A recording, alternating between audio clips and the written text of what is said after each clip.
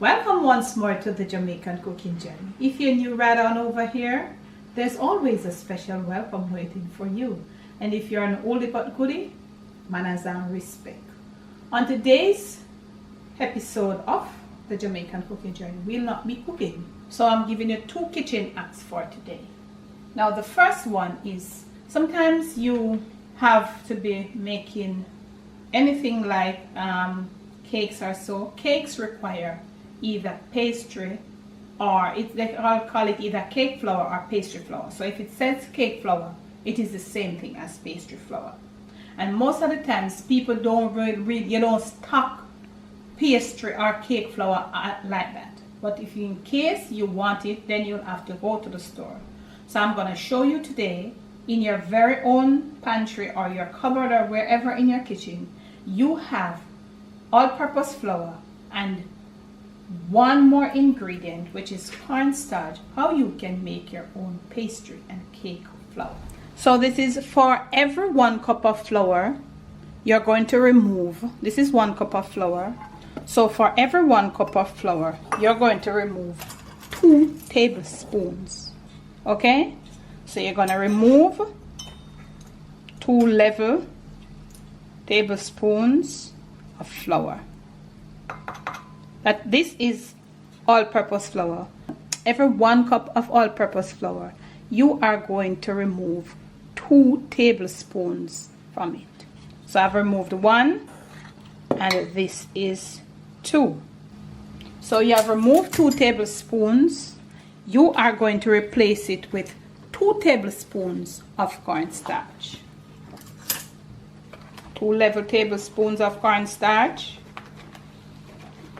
And remember, when you say level, you got to have your leveler. You level it off.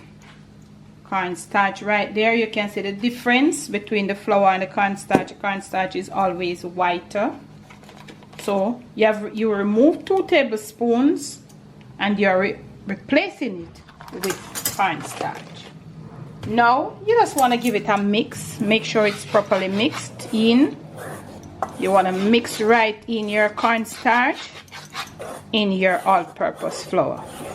After it is properly mixed in, you're going to sieve it 3 to 5 times, because cake flour or pastry flour is a very light flour. So you're going to sieve it 3 to 5 times to get that amount of hair trapped in to have it. So here we go, sifting. So you sift, if you don't have a big sifter or strainer, you do it a little at a time. So this is how you do it.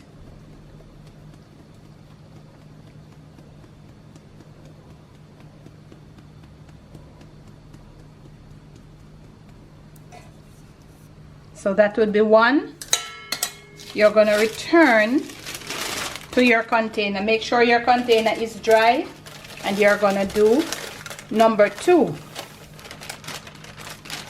So this is number 2, and you can just sieve out all of number 2. And we're going to do this with between 3 to 5 times. This is the second time. When you see me next, I'll have the final one, and I'll show you what your pastry or cake flour look like. You can make your pastry or cake flour in your very own home. So this is your cake or pastry flour. Very light, really smooth.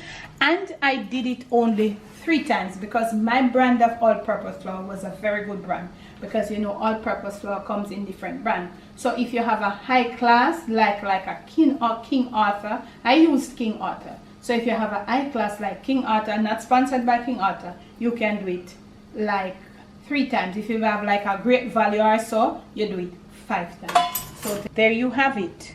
In your very own kitchen, your all-purpose flour mixed with cornstarch for your cake or pastry flour. Stay and stick around. Number 2 will be next. On to number 2. we are looking for confectioner sugar or icing sugar. People don't normally stock that unless you're a baker. But if for whatever the reason you want to go about baking something, and while baking it you find out that it calls for confectioner sugar or icing sugar, it is confectioner, icing, powdered sugar, they are all the same. Confectioner sugar, powdered sugar, icing sugar, they're all the same. Now if you have granulated, white granulated sugar in your cupboard, in your kitchen, wherever, and you have cornstarch, you're gonna do this to get your icing or confectioner sugar. Now I'm using my grinder. You can use, if you have one of those high quality blenders, you could go ahead and use it. If you have a food processor, you could use it. I'm using this as a grinder that is available on the Amazon storefront, and I'm going to show you. I'm going to put half a cup in there. This is 1 cup of granulated sugar, white granulated sugar, and I'm going to grind it. The high speed is 2, and I'm going to grind it on the high speed, okay? It is fine, but we want it a little finer. We're going to go again. So you would grind for about, this is very powerful. This is the grinder, is very powerful. I could use 1, but I'm using it in 2 because it's small, okay? So I'm going to go again. So the duration of grinding time would be probably less than a minute, but you know the texture of confectioner sugar, icing sugar, so you grind until it's like that. I just threw it out. This was granulated sugar. So remember I said to you that I'm doing it in 2. This is the granulated sugar that has been grounded. So what we're going to do now, we're going to go do the rest, because this was a small thing. I didn't want to do all of it at once. So this is pure grounded granulated sugar. We use 1 cup.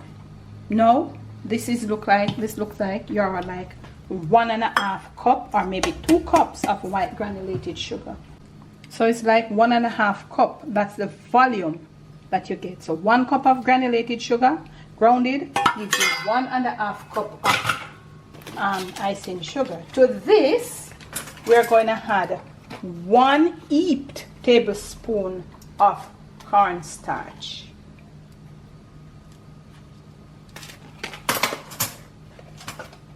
You want to get it back in this container, you're going to give it a mix. Give it a mix.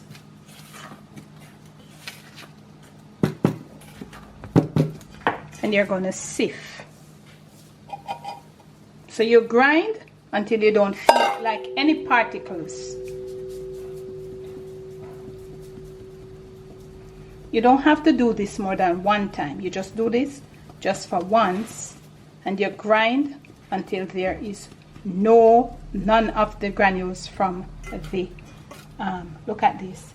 This is your 100% confectioner sugar. You see that? You see that? Icing sugar. So now that you have seen that, we'll be leading you to another video with icing sugar. It is the holiday season.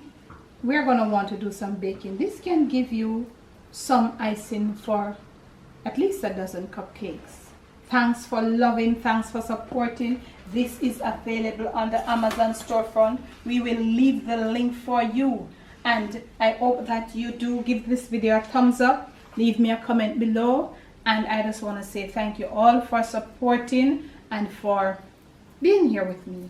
I'll catch you again with another video. Stick and stay on how to make a successful batch of icing.